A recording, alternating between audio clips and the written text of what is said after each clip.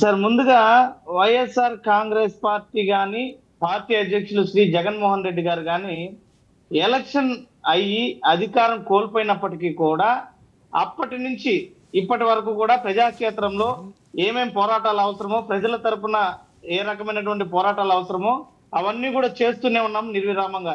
మీరు చూసినట్లయితే అన్నదాతలు రైతుల కోసం చేసినటువంటి పోరాటం అయితేనేమి, విద్యుత్ బకాయిలను ప్రజల మీద మోపుతున్నటువంటి తీరుకు నిరసనగా చేసినటువంటి విద్యుత్ పోరుబాటు అయితేనేమి, ఫీజు రియంబర్స్మెంట్ కోసం విద్యార్థుల కోసం చేసినటువంటి పోరుబాటు అయితేనేమి, ఇలా ప్రతి ఒక్క వర్గానికి అవసరమైనటువంటి రీతిలో పోరాటాలను వైఎస్ఆర్ కాంగ్రెస్ పార్టీ చేస్తూనే ముందుకు కదులుతుంది.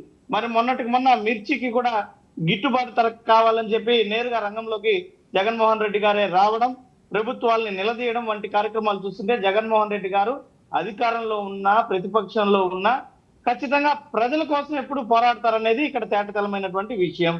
జగన్మోహన్ రెడ్డి గారు ఎక్కడ అధికారం కోసమే ఉన్నప్పుడే రాజకీయాలు చేయాలా, ప్రతిపక్షంలో ఉంటే రాజకీయాలు చేయకూడదని కాకుండా ప్రజలకు ఏ రకమైనటువంటి అవసరం ఉందో ఆ రకమైనటువంటి కార్యకలాపాలని చేస్తూ ముందుకెళ్తున్నారు.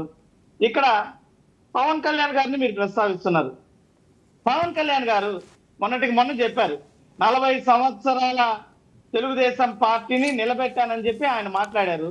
మరి అంత పెద్ద వ్యక్తి ఈ రోజు ప్రజల్ని అన్యాయం చేస్తున్నటువంటి ఈ కూటమి ప్రభుత్వం ఏ రకంగా చూడాలనేది పవన్ కళ్యాణ్ గారు బాధ్యతాయుతంగా ప్రతి ఒక్క చోట నిలబడినటువంటి వ్యక్తి.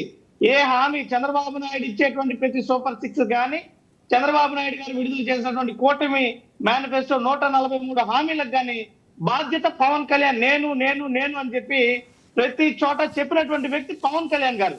మరి పవన్ కళ్యాణ్ గారిని చూసి కూటమికి ఓట్లు వేశారు కాబట్టి ఈరోజు ఎక్కడ పవన్ కళ్యాణ్ గారు ఆఫీసుగా పని చేయడం లేదు. మరి అందుకు ఈరోజు పవన్ కళ్యాణ్ గారిని ప్రశ్నిస్తున్నామే తప్ప పవన్ కళ్యాణ్ గారు మరేమో ప్రత్యేకమైనవి కానీ ఇంకోటనైతే కాదు. ఈరోజు చంద్రబాబు నాయుడు గారు ఇచ్చినటువంటి హామీల అమలులో పవన్ కళ్యాణ్ గారి పాత్ర కూడా ఉంది. ఖచ్చితంగా ప్రభుత్వాన్ని నిలదీసైన ఆయన హామీల్ని అమలు చేస్తామనేటువంటి మాటలు కూడా మాట్లాడినటువంటి పరిస్థితి. నన్ను అడగండి, నేను పూచీకత్తని చెప్పినటువంటి పవన్ కళ్యాణ్ గారు ఈ రోజు ఒక పెన్షన్ తప్ప మిగతా ఏ పథకం అమలు కాకుండా పోతుంటే ఎందుకు ఎక్కడా కూడా నోరు తెరవడం లేదు?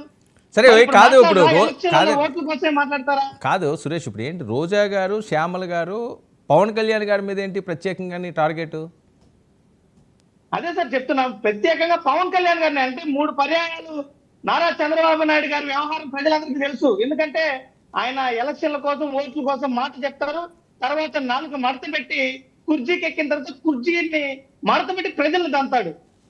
కాబట్టి ఇప్పుడు పవన్ కళ్యాణ్ గారిని చూసి ఈ పర్యాయము ఒక వర్గము కొంతమేర జనాలు ఆకర్షితులయ్యి పవన్ కళ్యాణ్ గారిని చూసి, దానికి సాక్ష్యం పవన్ కళ్యాణ్ గారే చెప్పారు, 40 దశాబ్దాల తెలుగుదేశం పార్టీని మనం నిలబెట్టామని. ఈ రోజు ఆయన నిలబడ్డాడు, ఉప ముఖ్యమంత్రి అయ్యారు. మరి ప్రజలకు ఇచ్చినటువంటి హామీలు కావాలి కదా. జగన్మోహన్ రెడ్డి గారు ఇచ్చేటువంటి సంక్షేమానికి దూరం చేసినటువంటి పాపాన్ని మూడగొట్టున్నటువంటి ఈ కూటమి ప్రభుత్వానికి పవన్ కళ్యాణ్ గారే జవాబుదారీతనం వహించాలి.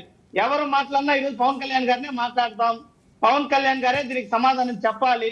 పవన్ కళ్యాణ్ గారి వల్ల ఈరోజు భ్రష్టు పట్టిపోయింది రాష్ట్రం, సంక్షేమానికి అభివృద్ధికి దూరం అయిపోయింది, పెట్టుబడులు 0, సంక్షేమ పథకాలు 0. దీని అన్నిటికీ మూల కారకం పవన్ కళ్యాణ్ గారు. కాబట్టే ఏదైనా కూడా పవన్ కళ్యాణ్ గారు సమాధానం చెప్పి తీరాల్సినటువంటి అవసరం ఉంది. అందుకే పవన్ కళ్యాణ్ గారిని మాట్లాడతాం. ఇదండి శాంతిప్రసాద్ గారు, మేము పవన్ కళ్యాణ్ గారినే అంటాం, మేము పవన్ కళ్యాణ్ గారినే టార్గెట్ చేస్తాం. ఆయన వల్లే రాష్ట్రం అంతా నాశనం అయిపోయింది. ఒక మంచి పాలన చేసే జగన్మోహన్ రెడ్డి గారు ఓడిపోవడానికి పవన్ కళ్యాణ్ గారే కారణం. ఇంకా 1 కాదు 2 కాదు, చాలావి సురేష్ ప్రస్తావిస్తున్నారు. దానికి అన్నిటికీ పవన్ కళ్యాణ్ గారే కారణం కాబట్టి ఫైనల్గా ఆయన్నే అంటాం మేము అని డైరెక్ట్ చెప్తున్నారు.